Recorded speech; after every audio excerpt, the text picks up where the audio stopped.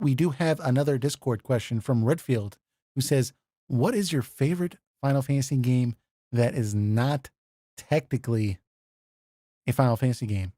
And he gives examples here. He says Lost Odyssey, The Last Story, Blue Dragon, Bravely Default. So basically, we think he means a Sakaguchi game that's not Final Fantasy. Now, I don't know if it means it can be a Square game or not, but what do you guys think about this question? Well, he put Bravely Default in there, right? Oh, that's true. So I didn't even think about that. Bravely Default is not a Sakaguchi game. And Bravely Default I shall choose. But it is a Square game, right? So. That's a very good point. So now totally, I think it was just because I read the first 3 and I was like, okay, Sakaguchi. Okay, I get it. I feel like the question means just and style kind of that old school Final Fantasy vibe, but it's not called a Final Fantasy game, right? Okay. So what do you? Yeah. Bravely Default was the most Final Fantasy game that come out in an era where we felt like we couldn't get Final Fantasy anywhere anymore. It's so reminiscent of Final Fantasy V that it might as well be called Final Fantasy V 2 to some extent, because it brings its exact job system back, and battle system is turn-based, but it has the Bravely Default system with it. But the story is just it has a weird twist in the later chapters, but I think it's a really rock solid game with characters I enjoyed playing with along the way, and I don't know that I would just say out of all of them, Bravely Default I think hits closest to being a Final Fantasy game without saying Final Fantasy in the title. Yeah, I can agree with that. From those listed, I would have to say Bravely Default. If I wanted to expand that and just say a game that is Final Fantasy-ish, but is not called Final Fantasy, I would absolutely have to pick Chrono Trigger because yeah, that was mine too. Because I was going to say that game was literally supposed to be a Final Fantasy, and it's just a phenomenal game, anyways, right? But I think that game just encapsulates everything that's good about a Final Fantasy and more so. And a lot of times when I approach people that or encounter people that have not played a Final Fantasy before, and they say, which one should I play first? I'll throw them off guard and I'll just say, go ahead and play Chrono Trigger. And they're like, well, that's not Final Fantasy. And I'm like, well, it's made by the same people and it's only like 20, 25 hours. So if you like Chrono Trigger, come back to me and I'll tell you where to go from there, because I just think that like, it's just the perfect RPG, and it very much feels Final Fantasy-ish. And honestly, if you like that, you might as well go into Dragon Quest too. So I think that Chrono Trigger is an excellent non-Final Fantasy RPG. You see, Chrono Trigger is my favorite JRPG. The thing is, though, while you look at it more as a Final Fantasy game, I lean more on the Dragon Quest side. Yeah, because he doesn't talk. There isn't a wrong answer to that, but to me, as a bigger Dragon Quest fan, I look at more of the Dragon Quest elements of it than Final Fantasy. I guess since Chrono doesn't, like, we don't see Chrono's entire life, and to me, like, Dragon Quest games kind of have that like coming of age story. It just felt more like a Final Fantasy to me. But I do see what you're saying though, because there is the fact that Chrono doesn't even talk, which is very much not a Final Fantasy thing, especially in the Super Nintendo. So it's interesting. Yeah, I was gonna say it's interesting because it has like Final Fantasy, like for the time it was made, it has like very clear Final Fantasy influences, and then also very clear Dragon Quest influences too, right? Like on the FF side, you have the ATB combat system, right? For the most part, it's a ATB turn-based system. It's just that's what it is. But then on the Dragon Quest side, you have the art style, right? Is Dragon Quest, and then like the silent protagonist, like you mentioned, also. So, but then you have things that are like neither of them. Like, there's no random encounters, right? They are scripted encounters, and you don't transition to another battle screen when you run into the enemy. Which is Like new. that's something that, even though they introduced that in Chrono Trigger, like for those developers that were working on it, like Dragon Quest and Final Fantasy didn't go to a not like a non-random encounter system until way later. Like way after that. So yeah, it's interesting. Yeah, it has influences from both, but then there's some parts of it like the no random encounters, and like of course the whole time travel thing, like that doesn't feel very Final Fantasy or Dragon Quest until much later, right? Until that later on, like those franchises, explored that more. Yeah. I would see it. It really is a love child between Final Fantasy and Dragon Quest, and it still, even with those elements, still somehow creates its own identity out of it, which is just absolutely insane and just a masterwork from two brilliant developers. Yeah. If I have to say, if we want to suggest some other RPGs that are Final Fantasy ish, okay, but they kind of take a little a different path. You could say Xenogears, right? Because that incorporated a lot of elements that were supposed to be in Final Fantasy VII, and while it's a different tone, I do think that it fits nicely kind of in that realm to a degree.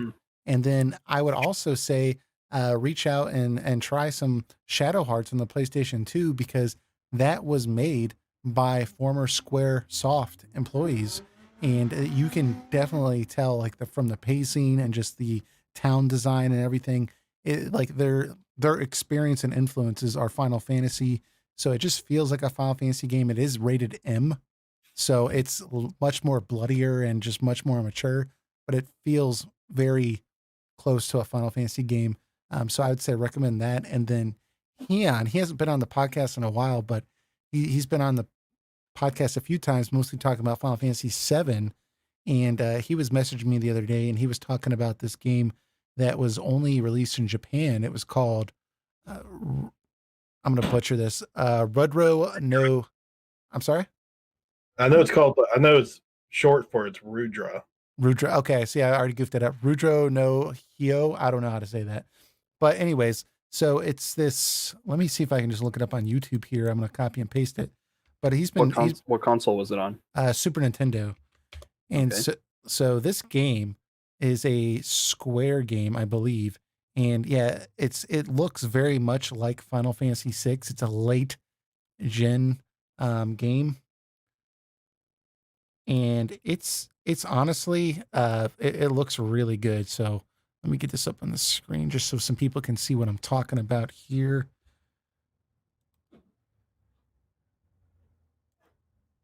So I mean, it's got the blue boxes. It's got that very Final Fantasy VI-esque style, and yeah, it looks really good. I haven't checked it out, but Heon's recommended many of good JRPGs to me, and he says this one is well deserving of a Final Fantasy name, even though it's not.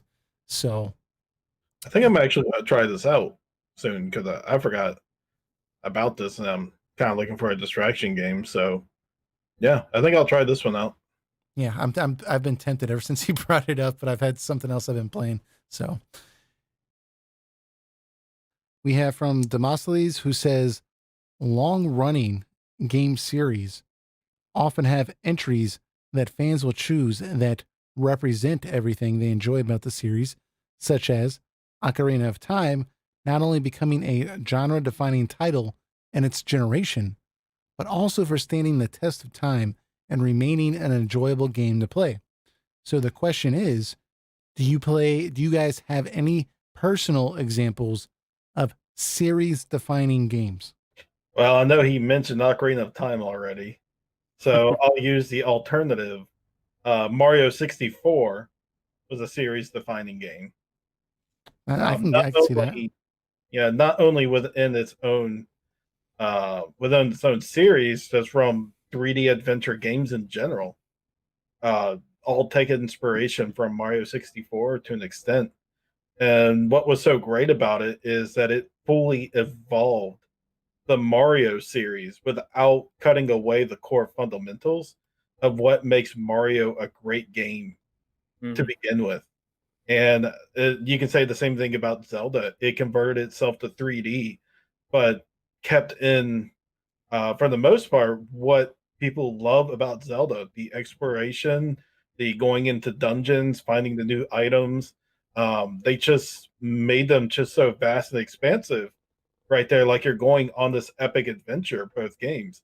And ever since then, it's like there hasn't been a new form that's truly defined that. And I think the closest to do that is Breath of the Wild. So with series defining though, okay, Ocarina of Time is great.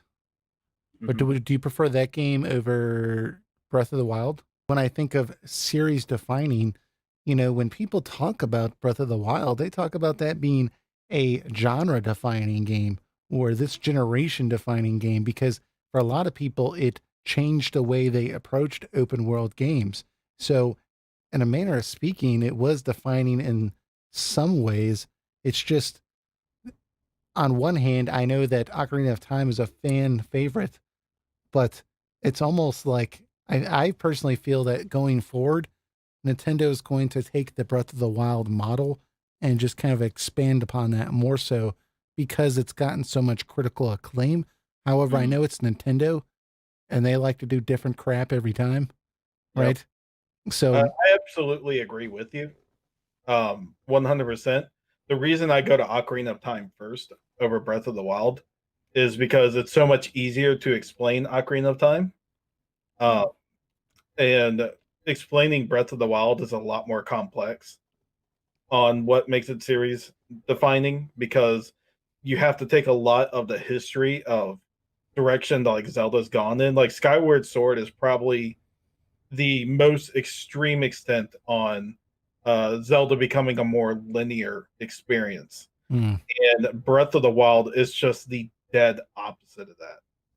Yeah. And it's like a big open explorable world. Like it's like everyone complained that Skyward Sword was too linear, and then like they're like, "Oh yeah, we'll show them. We'll make such a big world map, and they won't ever be able to explore everything except that asshole Eric who 100% it." Yeah. Well, Stan, what do you got for do you have a series defining game that you want to bring up? It's kind of hard to say because I feel like to say a series defining game like Pac-Man? It's kind of like There's something crazy, yeah. Yeah, like is it a genre defining game? Does it like come out and it's like super popular and like the fundamentals of it kind of like are carried forward in the rest of the genre or the series? Because I feel like a lot of people would say like FF7 is a genre defining game, right? Like it popularized a an entire genre of game, the JRPG. I would say the same thing about like Street Fighter 2, right? Wow, in my Like head too. yeah, totally launched like 2D fighting games like into the mainstream. Like it was crazy back then, like when arcades were still around, like those places were just packed with people playing those fighting games, mostly because of Street Fighter and what it did. But for I almost feel like it's harder to pick out like a specific game within only its series, right? Sure. Especially the longer running series. Yeah, so I have a question for Eric. Like, would you consider like Dragon Quest 5 or 8 like a series defining games for Can there be those? multiple series defining games? Yeah, because like those are the ones that are cited as kind of the highest quality. It's hard to point out Dragon Quest because each game is spectacular in its own right. Series defining is like it's like something that defines what makes the best of that series. Like Well, it represents the best of the core values of the game. So when you think of like Final Fantasy, I think of like Final Fantasy 9. That's like series defining because it just represents everything I love about Final Fantasy in one package. I can't say that about 15 or 13 or anything like that. I don't believe they hold true the fundamentals of what makes Final Fantasy the series as great, at least as it was. I mean, Demosthenes, she does say that that this is basically long-running game series often have entries that fans will choose that represent everything they enjoy about the series, and that's where Ocarina of Time came up. So, I mean, for me, I do agree with you, Eric. I think that for me personally, although I really like Final Fantasy VII, I think that that game is an excellent game. I think some people might prefer the premise of that game or the setting of that game. For me personally, Final Fantasy IX is just a game that I think will just appeal to most people. And I think it's a game that just does almost everything really well. So with every Final Fantasy outside of Final Fantasy IX, I kind of, when somebody asks me if I would recommend it, I kind of like take a moment and like pause and think like what type of person this is that's playing this game, right? If they're really into dialogue and stuff like that, I'm not going to recommend they start with Final Fantasy X. Well, yeah, maybe don't play that one. You might like it, but play some other ones, right? Or if they really are like hardcore into graphics, well, Final Fantasy VII isn't the first step forward with the PlayStation graphics. I think that Final Fantasy IX's graphics hold up beautifully because they still make games that look like that today. For the most part, I mean, it's aged a little bit, but it looks great. It's playable to current generations. Whereas Final Fantasy VII, it's kind of difficult. That's why they're remaking the game, end quotes, remake. We have a Discord question from Demosthenes who asks, what game had your favorite world map or exploration setup? World map plus exploration setup. And then Demosthenes says, mine is Skies of Arcadia, with both the upgrading ships opening more areas with plot and the discoveries that reward just flying around. So who wants to start us off here? Because I think my answer is a little different. I went off the beaten path a little bit, but what's your stand? Yeah, well, I was thinking about this, and I kind of came to the conclusion that I'm not huge on the world map exploration. I think just because I've played so many RPGs that they kind of all have a similar, like overworld exploration, for example, where the classic stuff. There's towns or dungeons on the map. You move through rivers and forests and maybe mountains or whatever to get to the next town or dungeon. And then eventually you get some kind of land vehicle or maybe a ship, and then eventually like an airship, right? And then at that point you can fly around and get to places very quickly. Like so many games have the same kind of template to them for world map exploration. And it's, for a lot of games, it's not very different if it's 2D or 3D game, right? Like you think about the airship / world map exploration in Final Fantasy 7, 8, 9. It's not that different from the kind of exploration from 4, 5, and 6, for example. So yeah, to me, I was thinking about it, and then the ones that really stick out in my memory are the ones that are more unique. So something that came to mind, and I don't know if I would call it my favorite, just because it's so different, but I remember Legend of Mana doesn't really have an overworld, but the way you explore the world in that game is you get artifacts that you place on the map, and then that artifact becomes the location. There's like a magic imbued in the artifact that then opens up that area for you to go to. So in terms of exploration, all you do is just click on, whatever, I want to go to the caves, and your character walks over and then you go into a separate level. But the idea of like, you kind of get to create your map with these artifacts was was interesting to me. And I don't know if any other game has really done something like that. So that's the one that if I had to pick a favorite, I guess I would pick that because it's just so different. Yeah. And yeah, because like a lot of my favorite games have not any better exploration method than, like, I can't say the airship in Final Fantasy VII is like much better than the one in Final Fantasy V or 4, right? It's kind of the same system. So yeah, I agree with you there that I think the world map serves a great purpose narrative wise to give you a scope of how big the world is. But the stuff you do in it is usually not entirely interesting.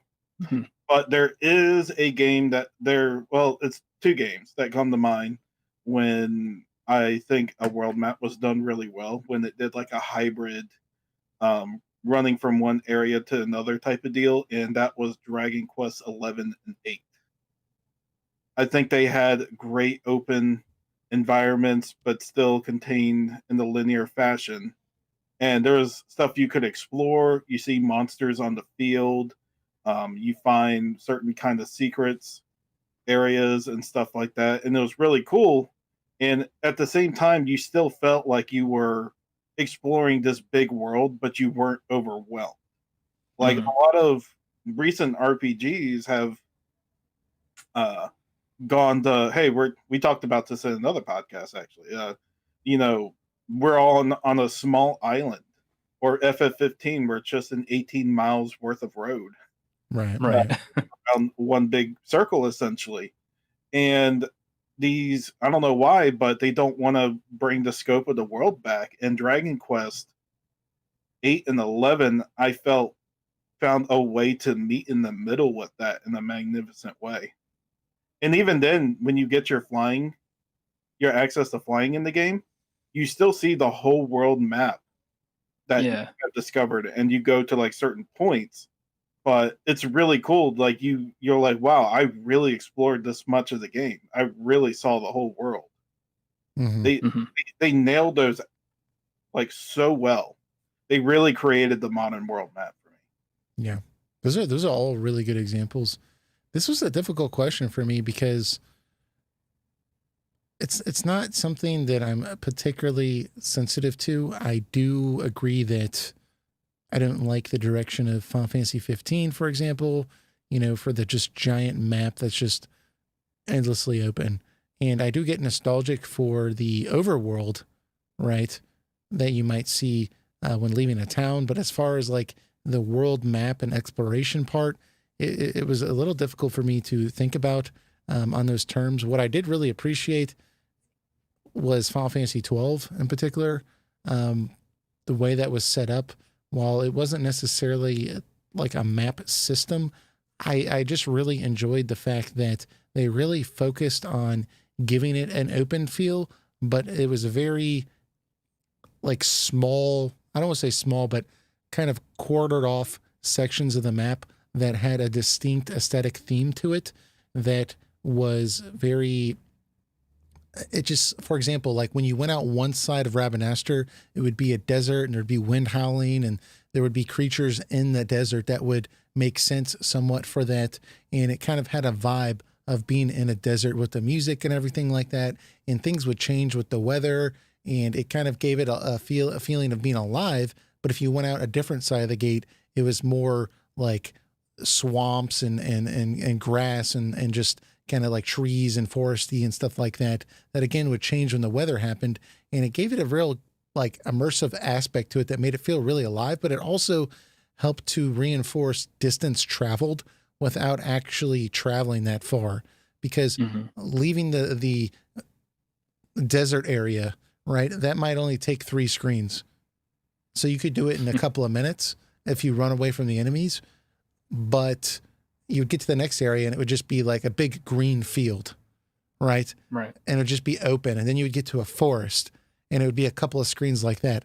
But very rarely did something overstay its welcome. I know some people didn't like the trek to Arcadia, but even that didn't bother me at all, just because it was just along the beaches and everything like that. It was very distinct and different, and nothing ever felt like it was just barren and and just there for space. Like it all felt like it like served a purpose to show the distance without being too drawn out, because each new map would actually have a new aesthetic to it. I thought Xenoblade Chronicles did that well too. You know, lots of every map wasn't necessarily as large as Final Fantasy 15, but every new area was dramatically different. And it would make you feel like you traveled, or there was that exploration aspect of I've gone a long ways without it actually being that long, you know? So I think that's something that's sorely missed. I'm not sure if that exactly answers the question, because there's not really this aspect of being able to fly around in either of those games. You know, you just kind of warp between places. Xenoblade Chronicles is fast travel. Final Fantasy 12, it's just kind of like go to the airship or, you know, and teleport. You can't really fly around. So I guess from that aspect, it's kind of lost. But I mean, I kind of prefer the way Final Fantasy 12 did it over some of the older RPGs with 7 and 8 and 6. I like the way they did that. I think that was a happy medium over, you know, what they did with 15 and what it was prior games. So that makes sense. Zone-based exploration. Yeah, I'm a fan. Yeah. One, I guess, honorable mention for me would be Chrono Trigger, and only because there's no random encounters on the world map. Which is really great. That's fantastic. Can explore, can get to where you need to go quickly because there's no random encounters. Yeah, I'm all about that. Some people felt like that created less of a sense of scale because you could run across an entire continent, and that did not bother me at all. No, it didn't for me either. It's like, good. If I could run a little faster, actually, this would be even better, you know? So anyways. All right, we're back. So community questions. We got one from Valvedrix, who says, what is your favorite character progression system in the Final Fantasy series? And Valvedrix gives some options here. So we have traditional leveling, Final Fantasy 1 or Final Fantasy 4, weapon mastery, Final Fantasy 2, 4 different job systems like Final Fantasy 3, Final Fantasy 5, Final Fantasy 11, and Final Fantasy 14, augments, Final Fantasy 4 Remake, Espers, Final Fantasy 6, Materia, Final Fantasy 7 Original Game and Remake, Junction, Final Fantasy 8, Abilities and Equipment, Final Fantasy 9, Sphere Grid, Final Fantasy 10, License Board, Final Fantasy 12, Crystarium, Final Fantasy 13, and Ascension, Final Fantasy 15. And the spinoffs work too. I'm out of breath right now. That was a lot. Okay. So, yeah, Stan, what is your favorite character progression system in the Final Fantasy series from what I read below? Or I guess if you want to get crazy, you can use the spinoffs too. Well, clearly it's the Crystarium, right? No, I'm just kidding. I figured that's what you were going to say. I mean, oh, no. You know, it's just very positive, always going up, you know? I would go, I'll go for a spin-off one, actually, and go with a job system from Final Fantasy Tactics. That's my favorite progression system in a FF spin-off game, and I think it works better there because your characters, due to the game, it's like a it's a tactics-based game, so it's like a 3D grid where you move your characters around, and there's like turn order and like height, like there's different height on the map that you can be on. So a lot of the job abilities like take advantage of those things, right? Like you're not just purely learning abilities, but like your character also has like a reaction ability, right? Like a counter attack that they can, which like the samurai one is really good. You have you also have like an equipment ability, so like a knight will learn like equip shield or something, but then I can turn that knight into a black mage, but then I can have equip shield, and so my black mage can have a shield or something, you know, stuff like that you can do. There's also like a movement based ability slot. So like if I have like a dragoon, I can get like jump, like a jumping ability that allows me to like jump up a wall or like a cliff or something.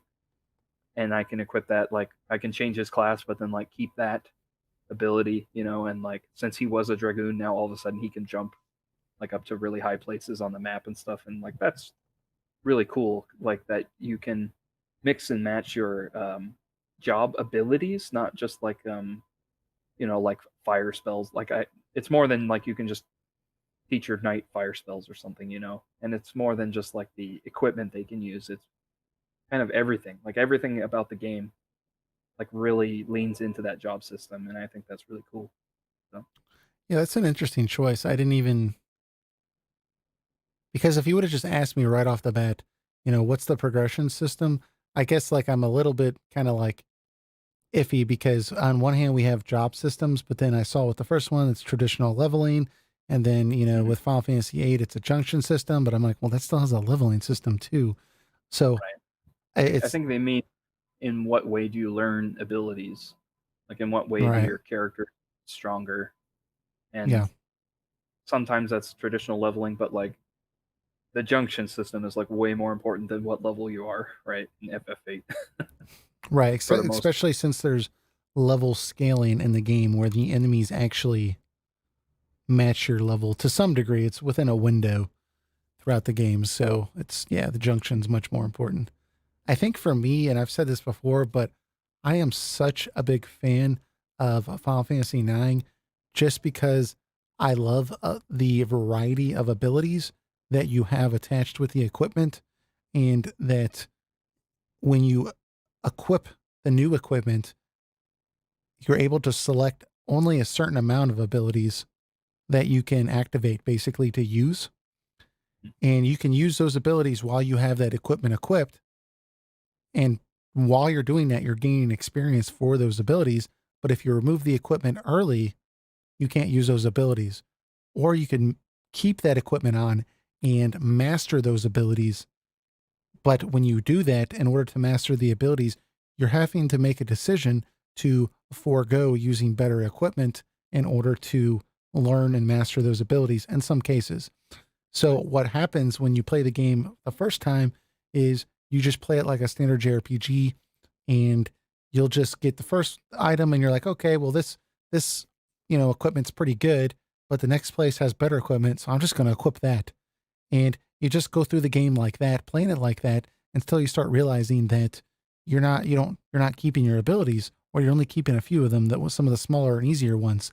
So what ends up happening later in the game is you have to go back and kind of revisit some of these first area shops and buy some of this equipment to be like, well, what are some of the abilities I missed?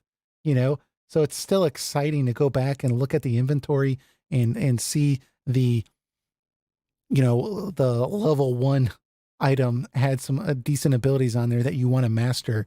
And during that process, it's still fun because now battle's really taken on a new turn, because you're sitting there trying to maximize your points that you're receiving towards this, and you're going and battling, and you're using like really terrible armor.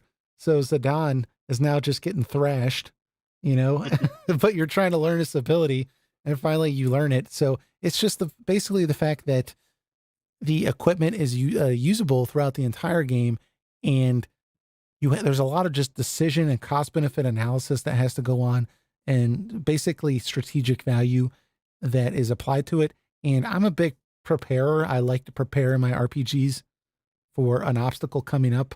I mean, I don't know. Like, I used to watch Dragon Ball Z as a kid, right? And that's like, I kind of look at my JRPG experience the same way as a Dragon Ball Z episode where, they told you the Saiyans are coming in a year, and now you have to go in a field with Piccolo for the next year and just train your butt off for that. Like, that's how I play my JRPGs. Like, I know something's coming up. Let me just like crush this with like all my might. So I like to prepare for that. I like to make these decisions, try to get ahead by, using weaker armor longer, or, getting to go back and using some of the equipment that I kind of passed on. So I really like that system a lot. We have Shatera who says, this came up in a conversation the other day. I teach literature, mostly American and British literature, at an international school in Taiwan. Very cool. My question for you is, if the Board of Education made you select one game that students had to experience and study like you did in high school, what would it be and why? This can be any game, not just a JRPG. So the Board of Education is forcing us to select a game. I put some thought into this and I was going back and forth on a couple different games. And I get like sometimes when I think of these premises, I think too much into them. But I'm thinking these kids are in high school. So it's probably not a good idea to pick a mature rated title, right? Because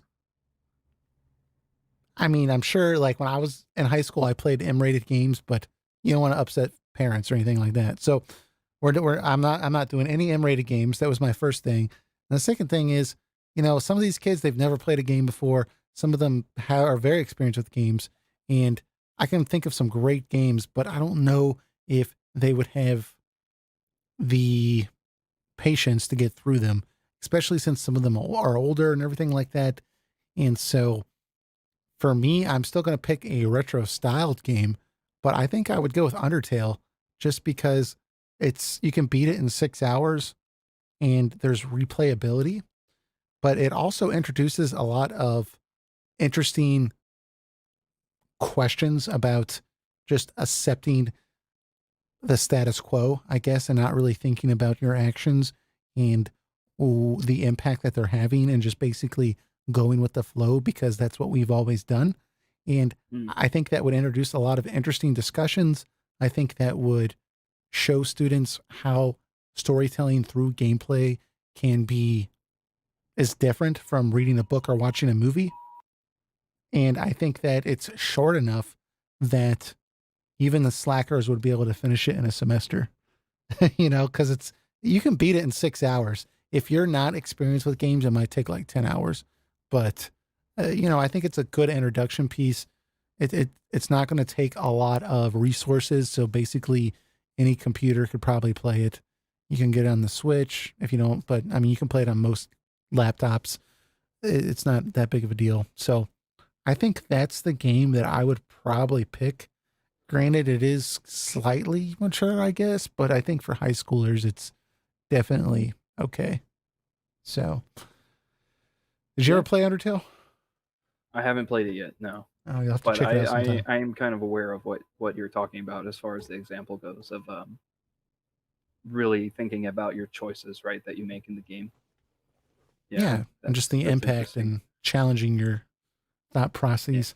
Yeah. But that's my first and best pick. What do you got? Well, I was thinking like, and I asked Shotera for a qualification or like a clarification about like, can it be more than just an RPG? Because I was thinking about the question, and we're RPG podcasts, and I was like, well, of the RPGs that I guess are like well written from an English standpoint, I don't know if I've played very many of them. And another issue is RPGs are very long. Like they're very long games.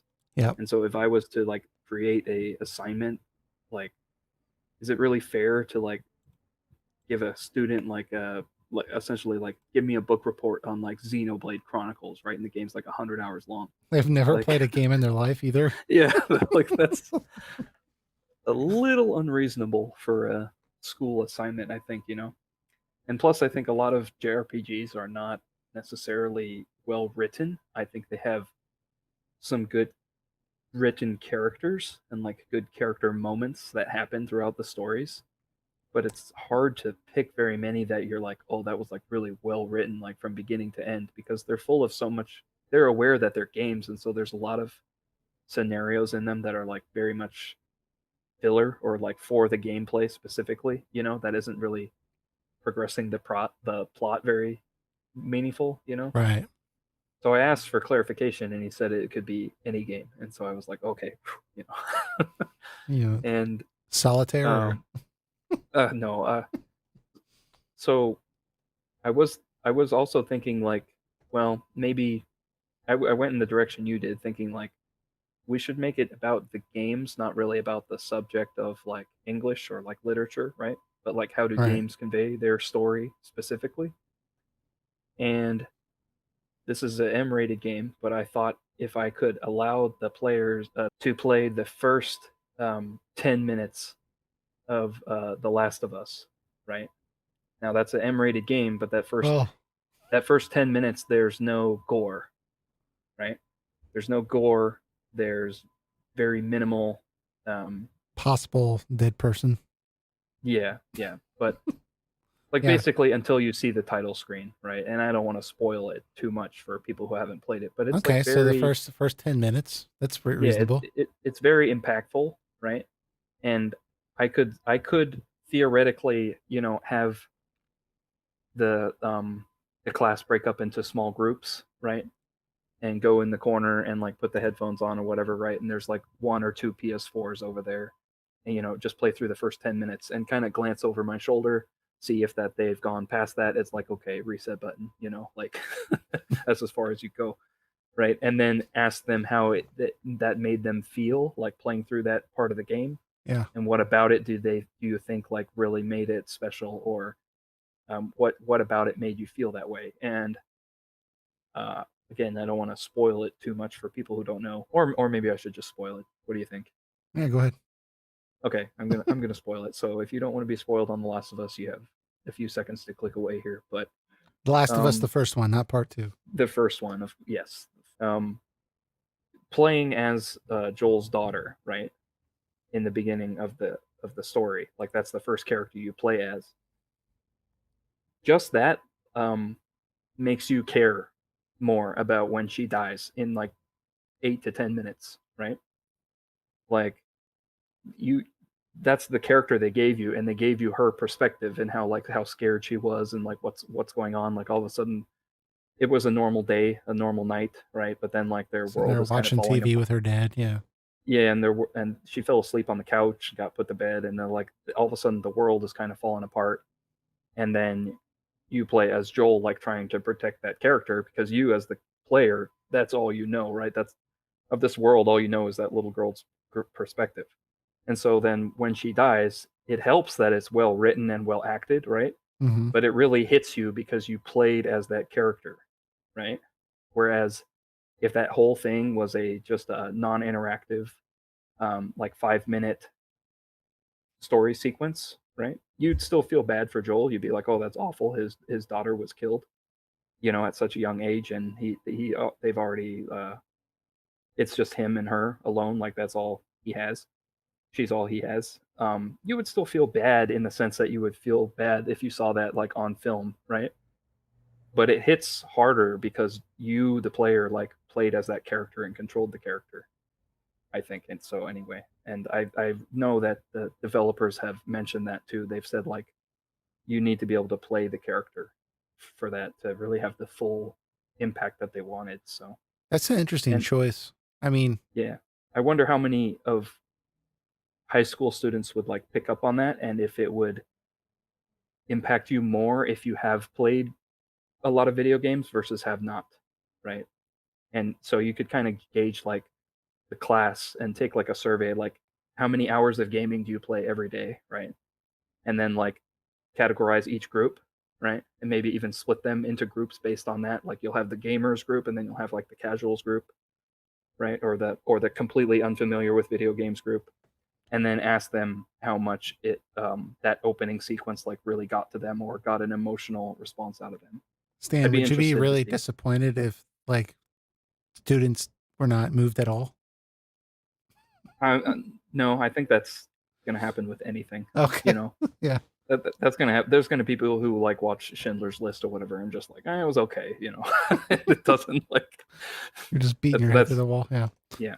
Well, what's interesting about The Last of Us though is because it kind of sucks because you would have to stop it at the 10-minute mark because roughly because it does get a little bit more mature after that. But you can also tie in the fact of how Joel relates to Ellie, right? Yes. Because that reminds him and you, the player, of his daughter. So yeah, and then the end of the game, there's like no boss fight at the end of the game. Mm-hmm. It just ends with him holding Ellie in his arms, like trying to escape from the fireflies who are like chasing after him, right? It's very similar. And it's exactly how the game opened up. It was him carrying his daughter around, like trying to escape, right, the chaos of what was happening. So it's like a very interesting parallel. The game ends exactly the way it began, just with a different character. Yeah, this is an interesting question because I feel that when I was a kid, a lot of times I would have like English teachers and stuff that would have us watch old movies. Mm-hmm. And I feel like I got a lot out of that just watching like older movies and just kind of giving analysis on them and just talking about it. And like, I think if there were schools that could do more of this kind of analysis of story elements and the gameplay aspect and how that enhances the story, I think that would be very interesting. Like if there was a way to just take a slice out of certain games and have like kind of a synopsis that leads up to that point, and then like the students could like play through a section, right, and then move on, right, and then that's the end, and it's like, well, how did you feel about that? What did the game do to like convey what did you get out of it, and what do you think the game did to convey that to you, to give you that feeling, right? That would be very interesting. I think maybe someday that'll be a thing. More recognized. Yeah. Yeah. Well, we didn't pick Super Mario, so no. How did that flag feel when he went down the pole? What is the symbolism of stomping on the Goomba, right? Yeah. Who does this symbolize? You know, is this sticking it to the man? Yeah. Final question here we have is a Discord question from Shatera. So he says, are there any JRPG tropes or cliches that are disappearing that you actually like and wish would stay? For example, I really like when the main protagonist is characterized as an earnest, quiet, good guy, but finds out he has some demonic side that only comes out during critical moments of high emotion. So I asked Shatera on Discord about that, and Shatera clarified that they're currently playing Trails of Cold Steel, and he felt like that was a big part of the story. And also the Tales of series does it a lot, especially Dawn of the New World. So it's an interesting question, because a lot of times we complain so much about JRPG tropes, right? And that, like, you know, we've talked about kind of like the pick your wife stuff and like how it's like overdone with like, and kind of forced in with like games like Fire Emblem now. And we're kind of like, oh, wish it wasn't like that. Right.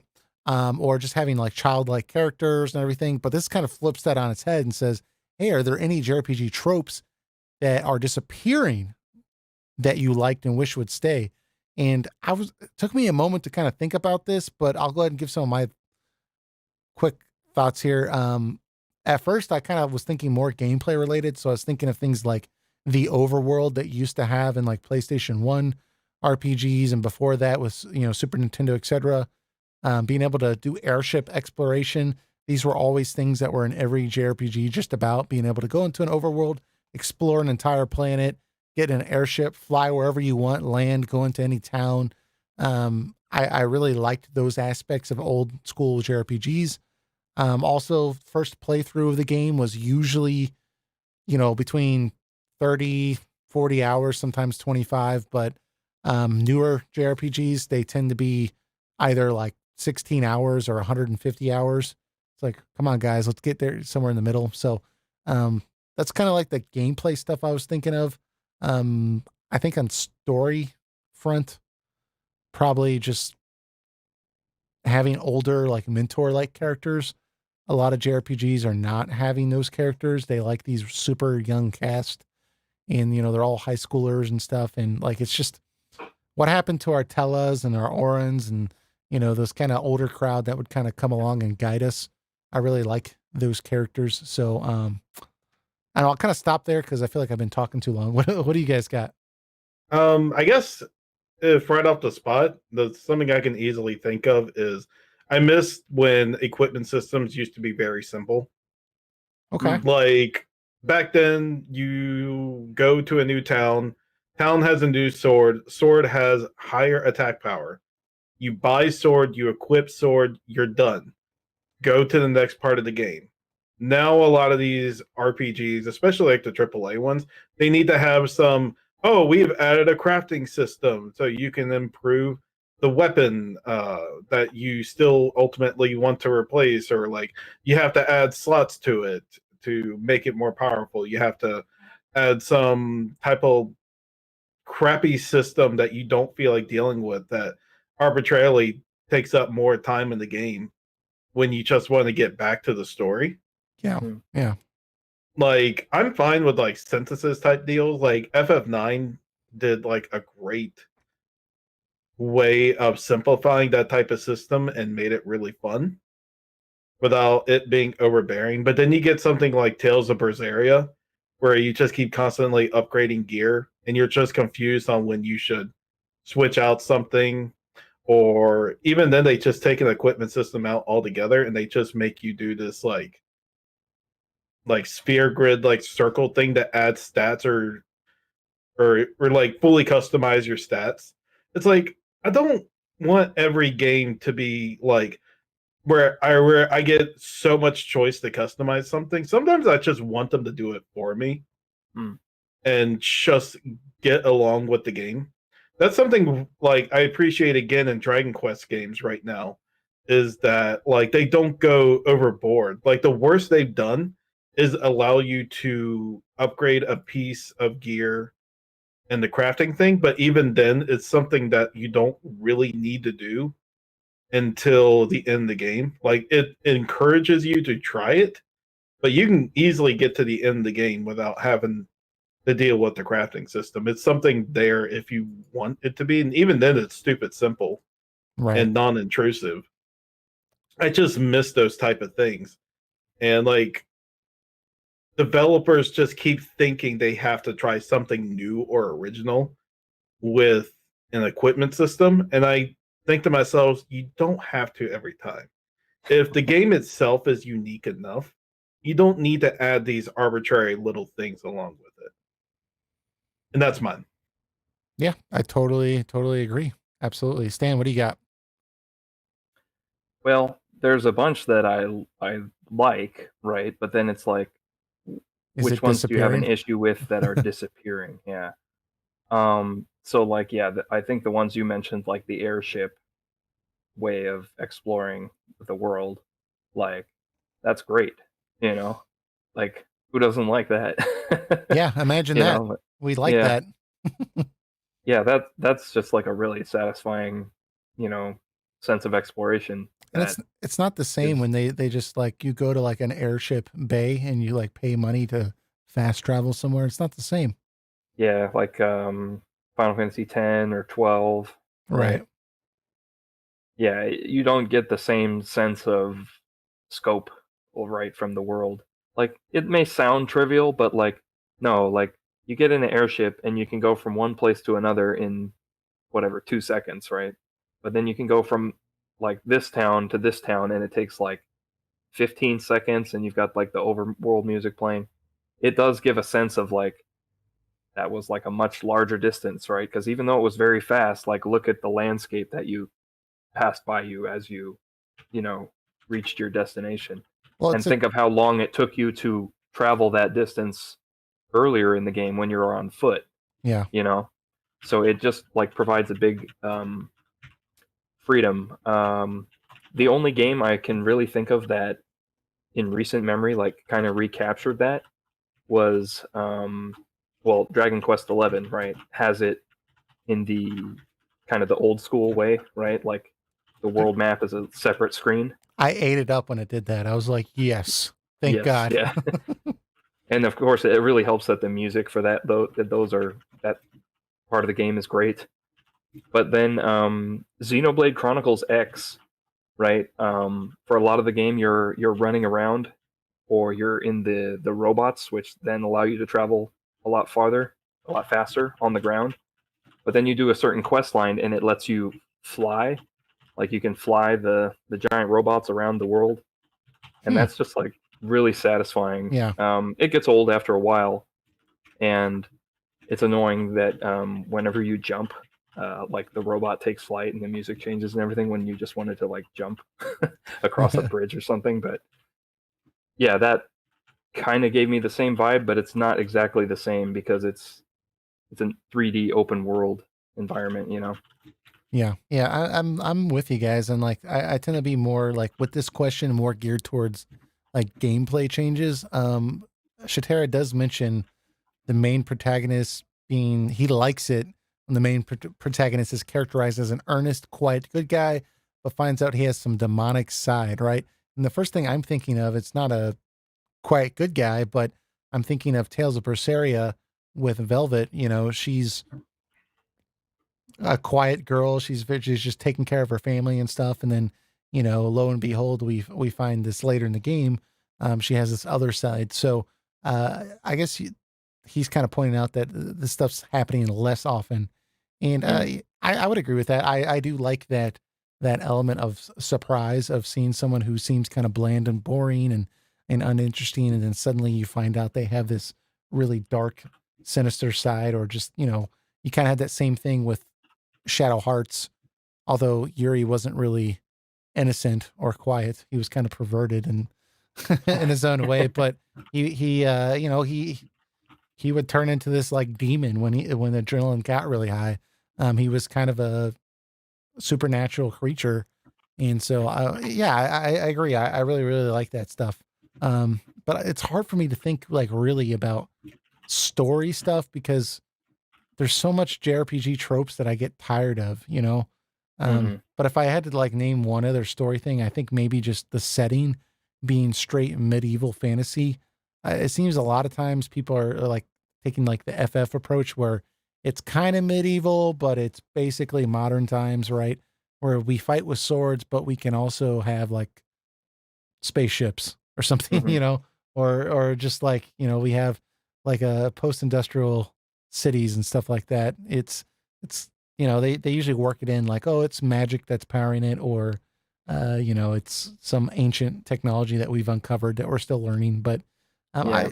I like old JRPGs like the Dragon Quest games and such that like would just have like a medieval setting, and it wouldn't, or Final Fantasy IV, like it would, like, yeah, that used some high end stuff later in the game, but it was a medieval setting, or Final Fantasy IX, a medieval setting. It did work some of the higher tech stuff in, but I just like that old medieval feel, and I'm kind of disappointed that we're not getting as many JRPGs in that straight medieval setting. I think that's probably the best I can do.